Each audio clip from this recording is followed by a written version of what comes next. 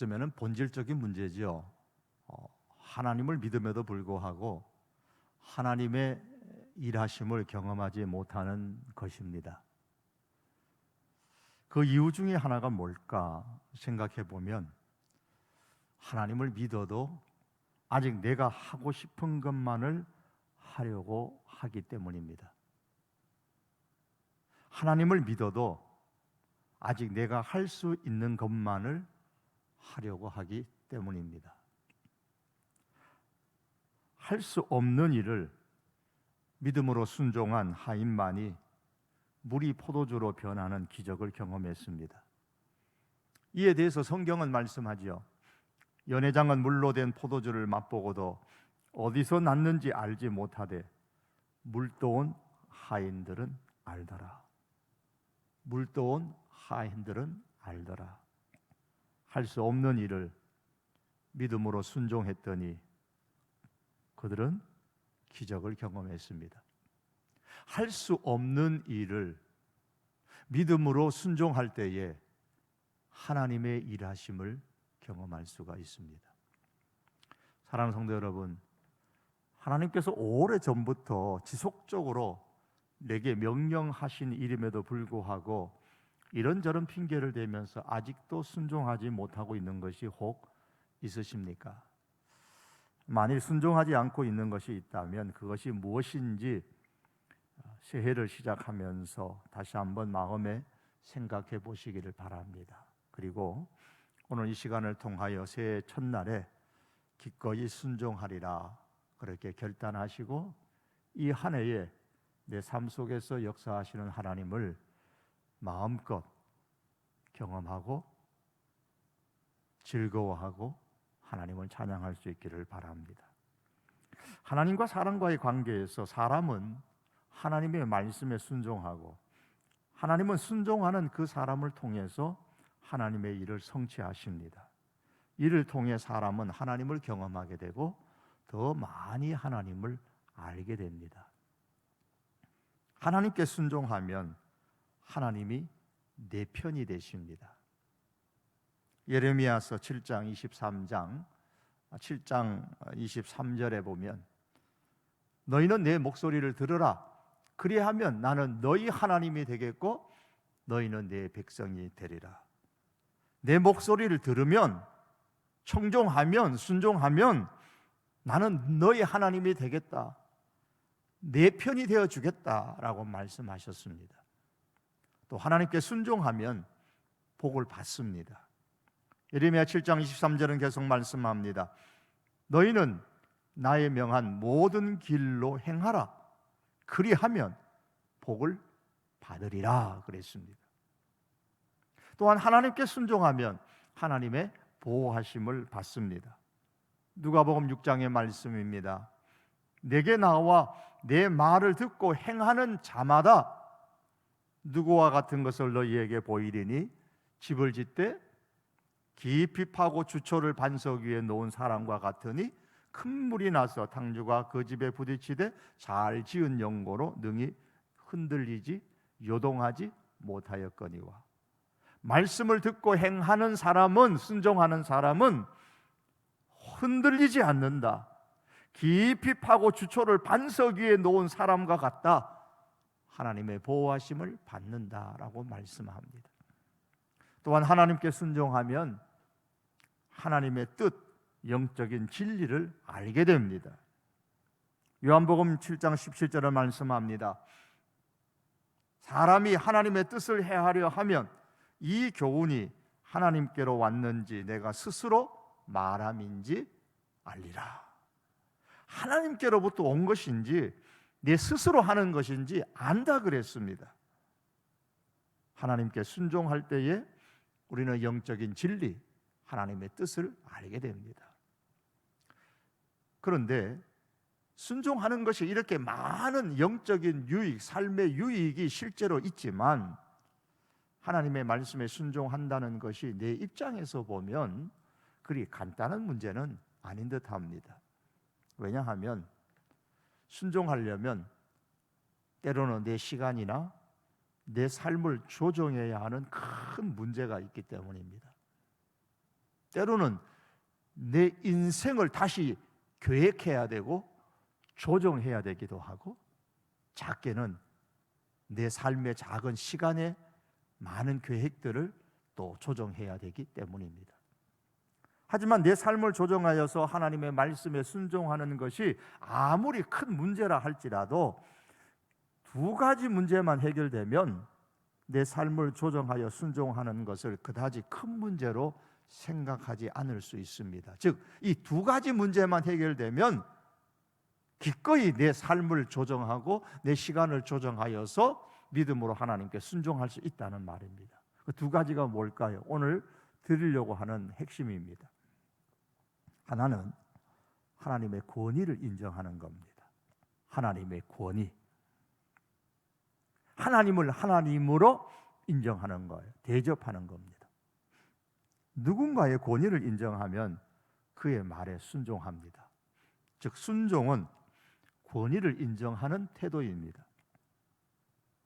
마태복음 21장에 보면 예수님께서 성전에서 가르치실 때에 대제사장들과 장로들이 예수님께 묻습니다.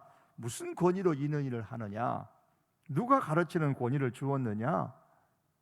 예수님께서는 그들에게 한 가지 비유로 말씀해 주셨는데, 그것이 우리가 읽은 두 아들의 비유입니다. 아버지가 첫째 아들에게 포도원에 가서 일하라 그랬습니다.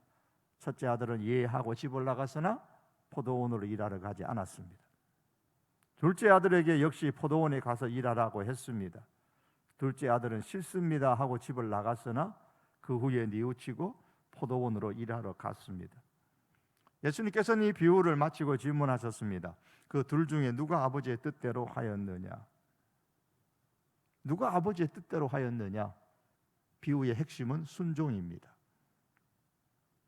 그런데 말씀을 다시 보면 왜 첫째 아들은 예하고 순종하겠다고 하고 가서 순종하지 않았을까요?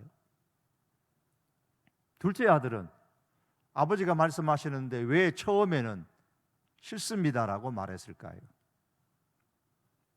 권위의 문제에서 보면 결국 둘째 아들이 나중에 순종을 했습니다만은 어떤 면에서 첫째나 둘째나 아버지의 권위를 한 번씩 다 인정하지를 않았습니다. 그러나 끝까지 아버지의 권위를 인정하는 사람은 순종하게 되고 인정하지 않는 사람은 순종하지 않게 됩니다. 여러분, 우리가 만일 하나님의 권위를 인정한다면 하나님의 말씀에 순종하는 것은 그리 어려운 문제 아닙니다. 반대로 하나님의 권위를 인정하지 않는다면 순종하는 것이 아주 어려워요. 혹 순종한다 할지라도 진심이 아니고 혹은 어떤 눈앞에 이익을 얻거나 불이익을 피하기 위해서일 겁니다. 그러므로 진심으로 마음의 깊은 곳에서 우러나오는 그런 순종, 즉 내 삶을 조정해서라도 기꺼이 하나님의 말씀에 순종하기를 원한다면 먼저 하나님의 권위를 인정할 수 있어야 합니다. 누가복음 1장에 보면 천사가 마리아에게 예수님의 잉태에 대해서 말하는 내용이 나옵니다. 마리아가 깜짝 놀랐죠. 나는 사내를 알지 못하는데 어찌 이 일이 있으리이까? 마리아는 이렇게 시작했지만 천사의 말을 듣습니다. 이 일은 하나님으로 말미암아 된 것이다. 하나님에게는 능하지 못한 일이 없다. 이 말씀을 듣고 곧바로 이 마리아가 하나님의 권위를 인정합니다. 그리고 나타난 반응이 이것이에요. 주의 여종이오니 말씀대로 내게 이루어지이다. 자기의 고집을 포기하고 자기의 삶을 조정하고 하나님의 말씀대로 순종하겠다라는 마리아의 의지의 표현입니다. 여러분, 하나님의 권위를 인정하지 않으면 순종할 수 없고 순종이 없으면 하나님의 능력을 경험할 수 없습니다. 그리고 그 순종에는 때로는 희생이 따릅니다. 처녀로 아기 예수님을 낳았을 때에 마리아가 겪을 수모에 대해서 한번 생각해 보십시오.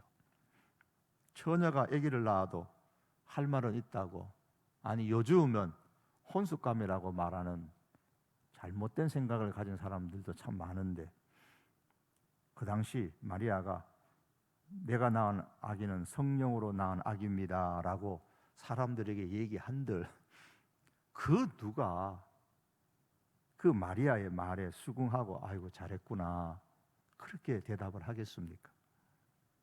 어떤 아내가 남편을 의심하는데 이 남편이라니 조금이라도 늦게 들어오면 남편의 옷에 현미경을 대고서 아주 면밀히 살펴봅니다. 혹시 긴 머리카락은 없나 싶어서 살펴봅니다. 그러다가 머리카락이 나오지 않으면 하는 말이 오늘은 대머리하고 잤구나. 끝까지 의심하는 거죠. 마리아의 남편 요셉마저도 처음에는 그 마리아의 성령의 잉태를 인정할 수 없었죠. 그게 무슨 말이냐고. 누가 그 사실을 인정하고 믿어준단 말이에요. 정혼한 남편도 정혼한 남자도 인정 안 해줬는데 누가 인정을 해줘요? 요셉도 천사가 나타나서 말하지 않았었더라면 마리아가 주장하는 그 말만을 듣고서는 결코 마리아의 행동을 이해하지 못했을 것입니다. 그래서 요셉도 마리아와 정혼한 사이임에도 불구하고 그래도 마음씨가 참 좋은 남자인 것 같아요. 말없이 조용히 헤어지려고까지 결심했잖아요. 그런 상황에 어느 누가 마리아가 낳은 아기에 대해서 수군하지 않았겠습니까? 그 모든 비난을 마리아는 감당해야 했습니다. 어쩌면 평생토록 감당했을는지도 모릅니다. 그를 아는, 그를 가까이서 아주 잘 아는 사람들로부터 말입니다. 그 모든 것을 감당한 것은 무엇 때문이죠? 순종했기 때문입니다. 마리아는 처녀인 자신의 몸을 통해 아기 예수님이 태어난다는 소식을 들었을 때에 밥을 굶으면서까지 몇 날 며칠을 울며 불면서 하나님 그 일만은 내게서 일어나서는 안 됩니다. 나는 요셉과 정혼한 사람입니다. 이제 멋진 아름다운 미래를 설계한 사람입니다. 만일에 내가 이런 일이 내게 일어난다면 나의 꿈 같은 그 결혼과 그 이후에 군만리 같은 내 인생은 완전히 산산조각 나고 맙니다. 나의 부모님을 비롯해서 내 친척들, 내 친구들, 내가 알고 있는 주변의 많은 사람들이 나를 쳐다보는 그 차가운 시선을 내가 다 어찌 감당하며 살 수 있단 말입니까? 처녀의 몸으로 아들을 낳는 것은 결코 있어서는 안 되는 일입니다. 그렇게 사정하지 않았습니다. 하나님, 나는 주님의 여종입니다. 주님의 말씀대로 이루십시오. 내 상황, 내 입장 고려하지 마시고 나에게 어떤 상황이 주어질는지 생각하지 마시고 다만 주님의 뜻대로 이루십시오. 하나님의 권위를 인정하고 자신의 삶이 그것으로 인해서 송두리째 흐트러진다고 해도 기꺼이 하나님의 그 권위에 순종했습니다. 그로 통해 마리아는 남다른 하나님의 역사를 경험했습니다. 사랑하는 성도 여러분, 하나님을 하나님으로 인정하는 사람은 아무리 힘들지라도 자신의 삶을 조정하고 시간을 조정하여서 말씀에 순종합니다. 그리고 그 순종을 통하여서 하나님께서 일하시는 것을 경험하게 됩니다. 그러므로 성도 여러분, 하나님을 참으로 경험하고 싶다면, 신앙생활 하면서 정말 하나님을 경험하고 싶다면 먼저 하나님을 하나님으로 인정하십시오. 하나님의 권위를 인정하십시오. 그리고 순종을 통하여 하나님의 권위를 철저하게 인정한다는 사실을 증명하십시오. 그러면 우리는 새해에 하나님의 일하심을 맛보게 될 것입니다. 내 삶을 조정하여 하나님의 말씀에 순종하는 것이 아무리 큰 문제라 할지라도 두 가지 문제를 해결하면 내 삶을 조정하여 순종하는 것이 그다지 큰 문제로 생각하지 않는다 그랬습니다. 그 하나가 하나님의 권위를 인정하는 것이라 그랬어요. 또 다른 하나는 하나님을 향한 나의 사랑이 크다면 문제가 되지 않습니다. 순종은 하나님을 향한 사랑의 표현입니다. 요한복음 14장 15절과 24절의 말씀 보면 너희가 나를 사랑하면 나의 계명을 지키리다. 사랑하면 내 계명 지킨다, 순종한다. 나를 사랑하지 아니하는 자는 내 말을 지키지 아니하나니라고 했습니다. 순종은 하나님을 향한 사랑의 표현이라는 거예요. 순종의 문제는 사랑의 문제입니다. 사랑은 말에서 시작해서 행동으로 나타납니다. 남녀의 사랑만 봐도 그렇지 않습니까? 어느 경상도 아버지가 경상도 아들의 행동입니다. 아들의 여자친구가 립스틱을 짙게 바르고 나타났습니다. 아들이 말합니다. 야, 오늘따라 정말 매력적이네. 그래요. 아버지는 간만에 엄마가 립스틱을 짙게 바르고 있습니다. 아버지가 말합니다. 치 잡아먹었나? 아들은 오랜만에 여자친구에게 꽃을 선물했습니다. 그리고 한마디 합니다. 너보다 이쁜 꽃이 없어서 그냥 장미 샀어. 아버지는 간만에 화분을 하나 사가지고 들어옵니다. 그리고 아내에게 한마디 합니다. 네 이 화분 또 죽이면 네 죽는다. 알았나? 아들이 여자친구와 밥을 먹습니다. 아들이 한마디 합니다. 너는 먹는 모습도 어쩜 그렇게 예뻐? 엄마와 식사를 하는 아버지 왈 한마디 합니다. 네 앞으로 밥통에 밥 비비 먹으면 죽는다. 알았나? 사랑은 말에서부터 달라지고 행동에서 결판납니다. 사랑하면 순종합니다. 과연 그럼 어떤 사람이 순종할 만큼, 기꺼이 순종할 만큼 하나님을 사랑할 수 있을까요? 내가 하나님을 사랑하기 전에 하나님께서 먼저 나를 사랑하셨다라는 사실을 인정하고 아는 사람이에요. 성경은 우리에게 말씀합니다. 우리가 사랑함은 그가 먼저 우리를 사랑하셨습니다. 그랬습니다. 바울은 나를 향한 하나님의 사랑은 결코 끊을 수 없는 사랑이라 그랬어요. 먼저 하나님이 나를 사랑하셨는데 나를 사랑한 그 사랑은 끊을 수 없는 사랑이라고 했습니다. 로마서 8장 38절과 39절에서 내가 확신하노니 사망이나 생명이나 천사들이나 권세들이나 현재일이나 장래일이나 능력이나 높음이나 깊음이나 다른 어떤 피조물이라도 우리를 우리 주 그리스도 예수 안에 있는 하나님의 사랑에서 끊을 수 없으리라고 했습니다. 하나님의 사랑에서 끊을 수 없다라는 말씀은 하나님께서 결코 나를 포기하지 않으신다는 말씀입니다. 내가 내 자신을 포기할지언정 하나님은 하나님의 사람을 포기하지 않으십니다. 하나님의 사랑은 영원해서 중간에 포기하는 일이 없습니다. 하나님의 사랑은 그 특징이 포기하지 않는 사랑입니다. 하나님의 사랑은 강력해서 그 어떤 것도 나를 향한 그 하나님의 사랑을 끊을 수 없습니다. 바울이 열심으로 예수님과 교회를 핍박하던 핍박자요 살인자였기 때문에 이러한 하나님의 사랑을 너무너무나도 잘 알고 있었습니다. 바울은 자신이 끝까지 전도자의 삶을 산 것은 자기를 향하여 포기하지 않는 사랑으로, 끊을 수 없는 사랑으로 사랑해 주신 그 하나님의 사랑, 그 사랑이 있었기 때문이라는 것을 깨달았습니다.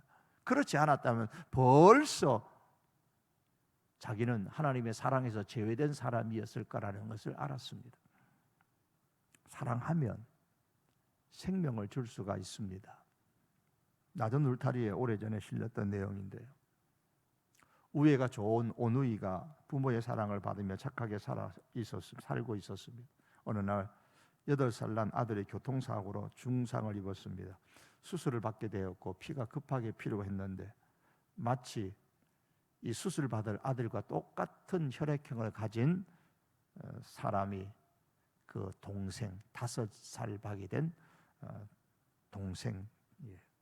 그래서 아버지가 딸을 향하여 조심스럽게 물어봤습니다. 얘야, 오빠가 참 위험하구나. 오빠에게 피를 줄 수 있겠니? 아이는 가만히 생각하더니 고개를 끄덕끄덕이면서 침대로 누웠습니다. 수술을 앞둔 오빠가 불쌍했던지 눈물을 흘리면서 팔을 걷어붙였습니다. 수술이 잘 덕분에 끝났습니다. 내 덕분에 오빠가 살게 되었다. 침대에 가만히 누워있는 아이에게 그 아이가 아버지에게 물었습니다. 그러자 이 아이가 아버지에게 이렇게 말하는 거예요.